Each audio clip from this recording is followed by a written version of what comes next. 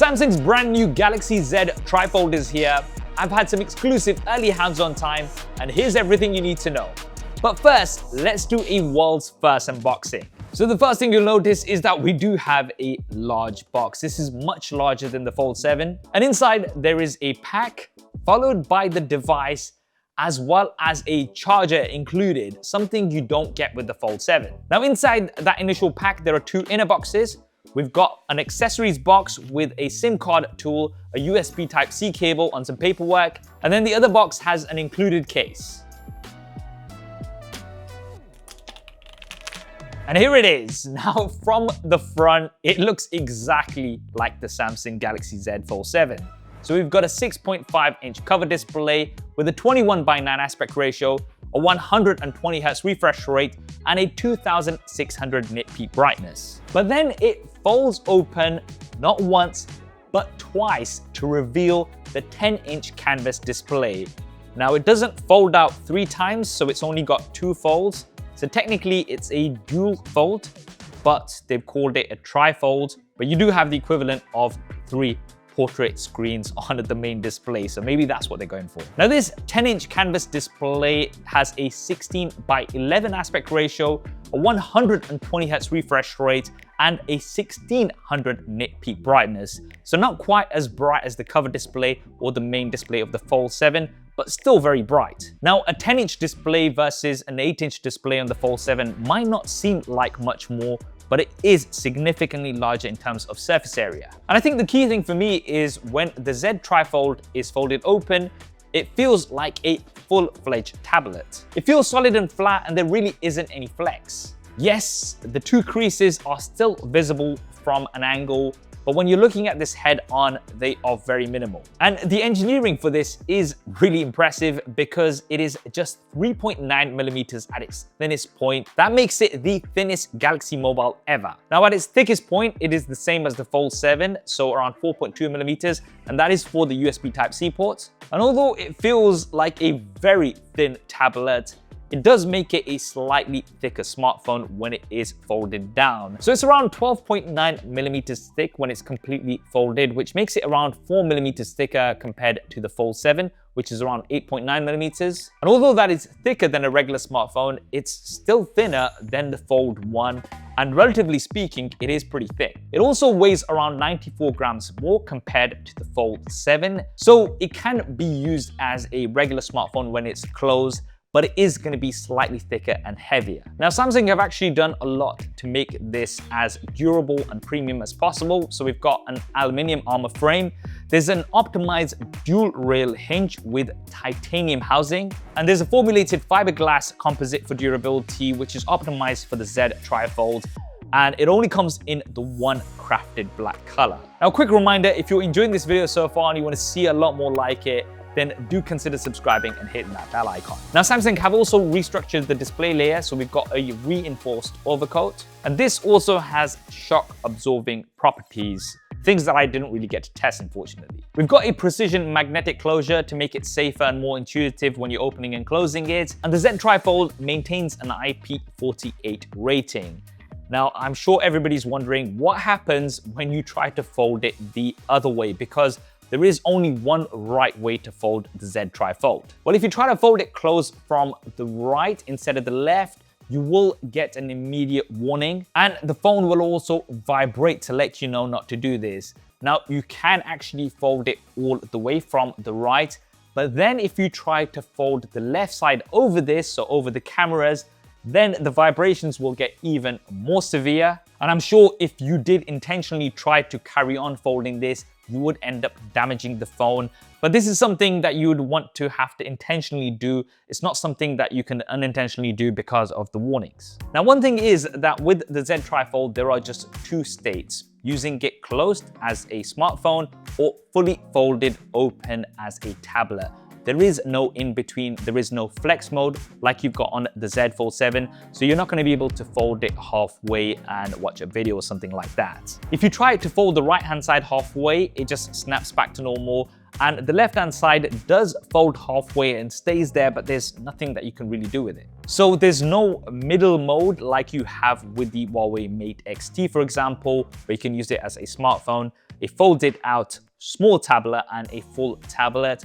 But the Z TriFold is more durable because the folding screen is never exposed unless you're using it. So when you are taking it in and out of your pocket, it's only going to be the glass that's going to be exposed. So you're much less likely to damage the folding display, which is the most fragile. So talking about the use cases, I think the easiest way to describe this is that once it's folded out, it is just a regular tablet. Compare it to something like the Tab S11. We've got different keyboard modes, so you can have the keyboard split into two or have it as a regular keyboard. And when you have it in portrait orientation, it's almost the size of an A4 sheet of paper. So this is going to be great for documents. But when you have it in landscape orientation, because of its 16:11 aspect ratio, it makes it ideal for watching videos. And unlike the Fold 7, you're going to have minimal black bars on the top and bottom. Of course, you can game on that large display similar to what you'd have on a tablet. And there are some interesting accessories. So there is a case with a kickstand, which I think is going to be very popular because this lets you mount this up and watch videos. But more importantly, you can make this into a workstation by connecting a wireless mouse and keyboard. Samsung have also optimized the software to make the most of this workstation mode, and that's with Samsung DeX. So generally with smartphones, if you have Samsung DeX, you do need to connect an external display to be able to use that desktop mode. The Samsung Galaxy Z TriFold is the first ever smartphone with DeX built in. So you can use DeX as you would do on a tablet on the 10-inch screen of the Z TriFold, and you can have up to 4 different desktop modes. Of course, if you do connect this to a monitor, you can also use that monitor as a second screen. This makes the Z TriFold very interesting, especially when it comes to productivity. Being a Samsung device, of course, it comes with Android 16 with One UI 8 out of the box, and Samsung has promised 7 years of software and security updates. Samsung has also further optimized One UI and Galaxy AI to take advantage of that large display. So you can have 3 portrait screens in multi-window for multitasking. Think of this as having 3 full-size smartphones side by side, which is awesome. Now, yes, you can do 3 windows on the Fold 7, but having 2 side by side is fine and usable, but having the third one does limit the space quite a bit.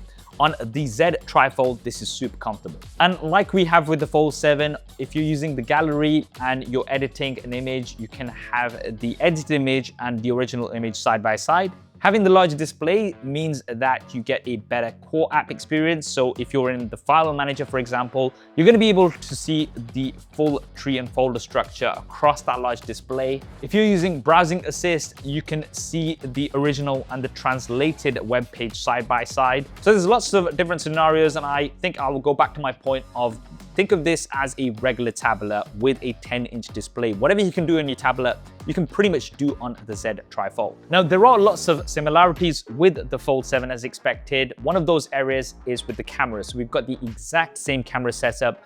There is a 10 megapixel selfie camera on the cover display. There's another 10 megapixel selfie camera on the inner display. For the rear-facing cameras, there's a 12 megapixel ultra-wide camera, a 200 megapixel primary camera, as well as a 10 megapixel telephoto camera, which is going to give you 3 times optical zoom. Now, I've done a detailed review of my Samsung Galaxy Z Fold 7, so if you want to see how the cameras perform, you can check out that video, which will be linked down in the description. But generally speaking, the cameras on the Z Fold 7 as well as the Z TriFold will be good, just not at the level of the flagship S25 Ultra, for example. Now, you can still use the cover screen preview to take selfies from the rear-facing cameras, but this is not as easy to do as with the Z Fold 7. It's pretty much the same as trying to take pictures with a tablet. For the performance, we have the Snapdragon 8 Elite for Galaxy, not the 8 Elite Gen 5. Now, it looks like Samsung has been working on this before the Gen 5 was available. So this is why we've got the 8 Elite for Galaxy. So although this is not going to have the latest and greatest out there, the Snapdragon 8 Elite for Galaxy is still a very powerful chipset, and we do get more RAM on the Z TriFold compared to the Fold 7. So 16 gigabytes of LPDDR5X RAM with 512 gigabytes of UFS 4.1 storage as a base. The speakers are the same as the Fold 7, so they sound really good and do get very loud. And for the battery, so we have the largest battery ever in a Galaxy Z device, a 5,600 milliamp hour battery. This is split into 3 over the 3 parts of the device, and it is quite a bit bigger compared to what we have on the Fold 7 with a 4,400 milliamp hour battery. Now, how good is the battery life going to be? Well, although it's a lot larger compared to the Fold 7, you do have a much larger display, so that's going to require more power. So realistically speaking, it's going to come down to how much you're going to be using that large display compared to the cover display. If you're pretty much using the Z TriFold as a tablet all the time, then the battery life may not be that good. But if you are using it between the cover and the main display balance, then you should get pretty good battery life like I've been getting on the Z Fold 7. Of course, I would have liked to have had a bigger battery with silicon carbon technology, but this is something we don't have. We still get 45 watts of wired charging with 15 watts of wireless charging, and reverse wireless charging is included too. Now finally, for pricing and availability, so the Samsung Galaxy Z TriFold will be coming to Korea, Singapore, the UAE, China, and the US. Unfortunately, there is currently no news about it coming to the UK. The device is initially going to be coming to Korea, then the other regions. And for pricing, so for Korean ones, this is going to be priced at 3,590,000. This is roughly the equivalent of around 2,500 US dollars. Now, I've not been given the US pricing as yet, but I would expect it to be between $2,800 and $3,000. That's basing it on the Korean won versus US pricing for the launch of the Fold 7. So a pretty pricey device, but I personally think it's amazing to see Samsung evolve the folding concept to something that's truly unique, a smartphone that transforms into a full-fledged 10-inch tablet. Now, I don't think this is going to be for everyone, and if you are somebody who's looking for a fold, I still think the Fold 7 is going to be the best option for most people. But if you want something that's one of a kind, then the Samsung Galaxy Z TriFold might be the one for you.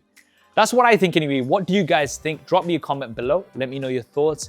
I am going to try to get a hold of one and use it and review it over the next few weeks and months. If you want to see that first, then be sure to subscribe and hit that bell icon. I hope you enjoyed this video and found it useful. If you did, then do smash that like button for me. Thanks for watching. This is Saf on SuperSaf TV, and I'll see you next time.